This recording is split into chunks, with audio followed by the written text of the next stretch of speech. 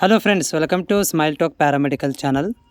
Friends, ಒಂದು ವಿದ್ಯಾರ್ಥಿ ನನಗೆ ಕಾಮೆಂಟ್ಸ್ ಹಾಕಿದ್ರು. ಅದು ಎಲ್ಲರಿಗೂ ಅನ್ವಯವಾಗುವಂಥ ಕಾಮೆಂಟು. ಸೊ ಅದರಲ್ಲಿ ಏನೊಂದು ಕಾಮೆಂಟ್ಸ್ ಅಂತಂದರೆ, ವಿದ್ಯಾರ್ಥಿಯು ಈಗ KCETಗೆ ಸಂಬಂಧಿಸಿದಂತೆ ಮತ್ತು BSc ನರ್ಸಿಂಗ್ಗೆ ಸಂಬಂಧಿಸಿದಂಥ ಒಂದು ಕಾಮೆಂಟ್ ಆಗಿರುತ್ತೆ ಇದು. ಯಾರೆಲ್ಲ ವಿದ್ಯಾರ್ಥಿಗಳು BSc ನರ್ಸಿಂಗ್ಗೆ ಸಂಬಂಧಿಸಿದಂಥ ಡೌಟ್ ಇದೆ, ಇದು ಅವರಿಗೆ ಅನ್ವಯವಾಗೋದು.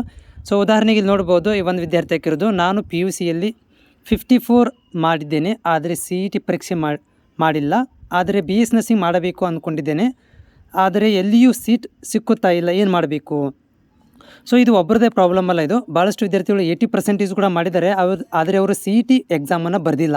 ಏನೂ ಗೊತ್ತಾಗದೇನೆ BSc ನರ್ಸಿಂಗ್ ಮಾಡಬೇಕಂತ ಅಂದ್ಕೊಂಡಿದ್ರು, ಆದರೆ CET ಎಕ್ಸಾಮ್ಗೆ ಅಟೆಂಡ್ ಆಗಲಿಕ್ಕೆ ಆಗಿಲ್ಲ. ಅಂಥ ವಿದ್ಯಾರ್ಥಿಗಳು ಏನು ಮಾಡಬೇಕು ಅಂತ ಕೂಡ ಭಾಳಷ್ಟು ವಿದ್ಯಾರ್ಥಿಗಳ ಪ್ರಶ್ನೆ ಇರ್ಬೋದು. ಸೊ ನೋಡಿ, ಇದಕ್ಕೆ ಸೊಲ್ಯೂಷನ್ ಒಂದೇ ಇರೋದು. ಒಂದು, CET ಎಕ್ಸಾಮ್ ಬರೋದು ನೀವು. ಯಾಕಂದರೆ ಹೋದ ವರ್ಷದಿಂದ ನೀವು ಡೈರೆಕ್ಟ್ ಈ ಒಂದು ಕಾಲೇಜಲ್ಲಿ ಹೋದರೂ ಕೂಡ ಒಂದಷ್ಟು ಕಾಲೇಜುಗಳಲ್ಲಿ ಕರ್ನಾಟಕದಲ್ಲಿ ತೊಗೊತಾ ಇದೆ. ಉದಾಹರಣೆಗೆ ಬೆಳಗಾವಿ ಜಿಲ್ಲೆಯಲ್ಲಿರುವಂಥ ಒಂದಷ್ಟು ಪ್ರೈವೇಟ್ ಕಾಲೇಜಲ್ಲಿ ಡೈರೆಕ್ಟಾಗಿ ಅಡ್ಮಿಷನ್ ತೊಗೊತಾ ಇದ್ದಾರೆ.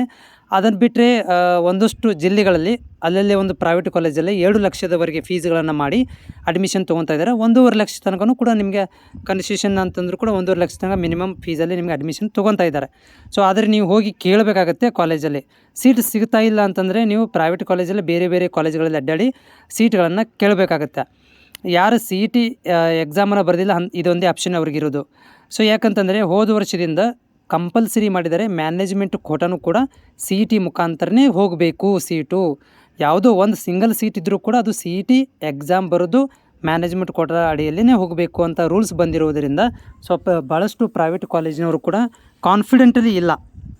ಸೊ ಹೀಗಾಗಿ ನೀವು ಇನ್ ಕೇಸ್ ಆಫ್ ಏನಾದರೂ ಮ್ಯಾನೇಜ್ಮೆಂಟ್ ಅಂದರೆ BSc ನರ್ಸಿಂಗ್ ಮಾಡಲೇಬೇಕು, 1 ವರ್ಷ ಲಾಸ್ ಆಗಬಾರ್ದು ಅಂತಂದರೆ ನಿಮಗೆ ಡೀಮ್ಡ್ ಯೂನಿವರ್ಸಿಟಿ ಅಂದರೆ BSc ನರ್ಸಿಂಗ್ ಮಾಡಲಿಕ್ಕೆ ನಿಮಗೆ ಈ ಉದಾಹರಣೆಗೆ KLE ಯೂನಿವರ್ಸಿಟಿ ಇರ್ಬೋದು, ಆಮೇಲೆ SDM ಯೂನಿವರ್ಸಿಟಿ ಇರ್ಬೋದು, ಅಥವಾ NAPOYA ಯೂನಿವರ್ಸಿಟಿ, ಅಥವಾ ಯಾವುದು JSS ಯೂನಿವರ್ಸಿಟಿ, ಈ ಥರದಂಥ ಪ್ರೈವೇಟ್ ಯೂನಿವರ್ಸಿಟಿಗಳಲ್ಲಿ ನೀವು ಹೋಗಿ ಮಾಹಿತಿಯನ್ನು ಪಡೆದು ಅಡ್ಮಿಷನ್ ಮಾಡಿಸ್ಕೊಳ್ಬೋದು. ಯಾಕಂದರೆ ಅವು ಡೀಮ್ಡ್ ಮತ್ತು ಪ್ರೈವೇಟ್ ಯೂನಿವರ್ಸಿಟಿ ಇರೋದರಿಂದ ಅವುಗಳದ್ದು ತಮ್ಮದೇ ಆದಂಥ ಒಂದು ಎಂಟ್ರೆನ್ಸ್ ಎಕ್ಸಾಮ್ನ ಕಂಡಕ್ಟ್ ಮಾಡ್ತಾರೆ, ಅಡ್ಮಿಷನ್ ಕೂಡ ತೊಗೊತಾರೆ.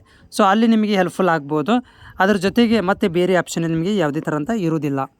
मेरा ये चैनल सब्सक्राइब करें और मेरे हर अपडेट आपको मिले, इसके लिए बेल आइकन जरूर दबाइएगा.